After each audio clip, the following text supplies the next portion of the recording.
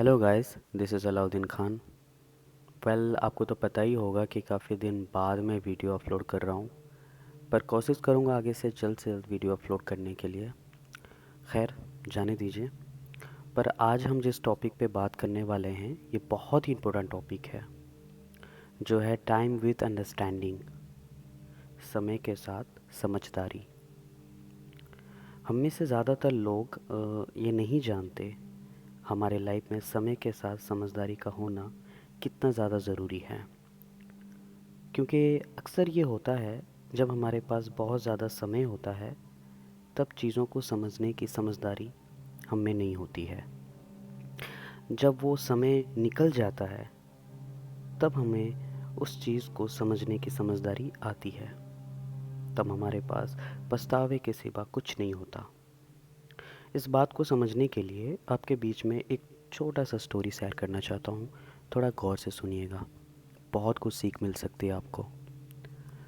Story start करते हैं। Story start होता है एक राजा से।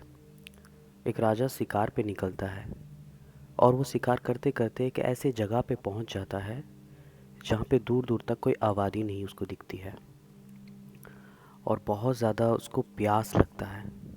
और प्यास की शिद्दत की वजह से राजा बहुत जगह पे पानी तलाश करता है, पर उसे पानी नहीं मिलता है। फिर वो वहाँ पे गिर जाता है, बेहोश हो जाता है। तो कुछ देर बाद उस रास्ते से एक किसान का बच्चा बकरियां चरा के आ रहा था। जब उसने देखा कि राजा बेहोश पड़े हैं तो उसके बाद वो तुरंत जाता है और राजा को उठाता है, पानी छिड़क कर आँखों में।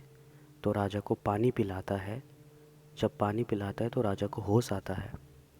तो राजा उसको बोलता है, बेटा तुम्हारी वजह से आज मेरी ज़िंदगी बची है, तो इसके बदले तुम जो भी मुझसे मांगो तो मैं आपको देने के लिए तैयार हूँ। तो उसके बात सुनकर वो लड़का बोलता है, वो बच्चा बोलता है कि राजा साहब अभी तो मुझे किसी चीज़ की ज़रूरत नहीं है, जब ज़रूरत पड़ेगी सो मैं आपके दरबार जाऊंगा, फिर आपसे ले आऊँगा। तो इस बात को सुन के राजा बहुत खुश होता है। तो राजा वहाँ से अपने महल आ जाता है। तो कुछ समय बीतता है तो उस बच्चे के गांव में बहुत ज़्यादा परेशानी हो जाती है कि भूखमरी आ जाता है, लोग खाने के बगैर मर रहे हैं। तो यही वक्त था, वो बच्चे को ख्याल आया कि राजा के पास से हेल्प मांगा जाए। तो राजा के दरबार पे जाता है वो लड़का और बोलता है, राजा साहब क्या आप मुझे पहचानते हो? तो राजा उसको फ़ौरन देख के पहचान लेता है। बोलता है, बेटा कि मैं कैसे तुम्हें भूल सकता हूँ, क्योंकि तुमने ही तो मुझे पानी पिलाया था, तुमने ही तो मुझे ज़िंदगी दी थी। तुम ना होते तो शायद मैं आज यहाँ ना होता। तो उसके बाद में वो राजा पूछता है, बेटे क्या चीज़ की ज़रूरत है आपको?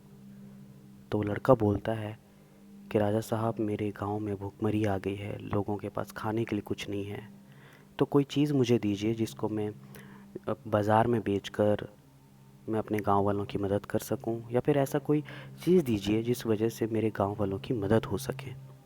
तो राजा क्या करता है, उस बच्चे को घोड़े में बिठाता है और एक जंगल ले जाता है। और वो जंगल में बहुत मोटे मोटे पेड़ होते हैं। तो राजा बोलता है, बेटे ये जितने पेड़ दिख रहे हैं ना, ये आज से तुम्हारे हैं, तुम्हारे गांव वाले के हैं। मैंने सारे के सारे पेड़ तुम्हारे गांव वालों के नाम पे लिख दिया। तो इस बात को सोचकर लड़का सोचता है कि ये पेड़ का मैं क्या करूँगा, और इससे पेड़ से होगा क्या? तो राजा वहाँ से चला जाता है। तो लड़का कुछ देर सोचता है और उसको गुस्सा आता है, और वो सारे पेड़ में आग लगा देता है। मिट्टी का तेल छिड़क के सारे पेड़ में आग लगा देता है। तो उसके बाद उस पेड़ का एक टहनी नीचे गिरा हुआ होता है। बच्चा उस टहनी को पकड़ के रास्ते में खेलते खेलते जा रहा होता है। तो रास्ते में दो साधु आते हैं। बोलते हैं, बेटे जो तुम्हारे हाथ में ये टहनी है इसे हमें दे दो, इसके बदले हम तुम्हें पैसे देंगे। तो वो बच्चा बोलता है कि साधु साहब ये क्या करेंगे आप इसका, ये तो बस छोटी सी टहनी है, आप इसका पैसा क्यों देंगे मुझे? तो साधु बोलते हैं कि ये तो चंदन का पेड़ का टहनी है ना, तो ये बहुत कीमती है, इसे हमें दे दो। तो बच्चे का दिमाग घूम जाता है। वो जैसे रिटर्न होता है और जाके देखता है तो सारे चंदन के मोटे मोटे पेड़ जल के राख हो चुके होते हैं। इस कहानी से आपको बहुत कुछ सीखने को मिला होगा।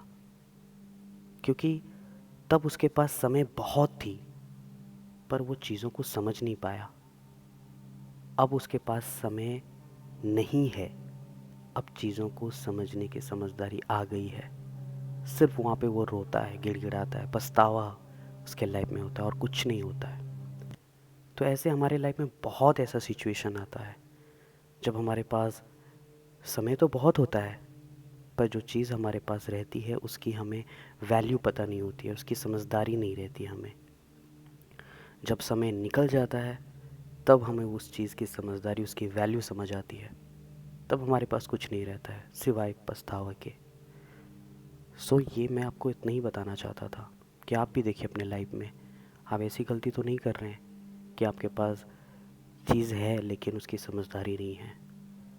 समझिए, बहुत ज़्यादा आप उसका फ़ायदा उठा सकते हैं। थैंक यू मेरे साथ समय देने के लिए।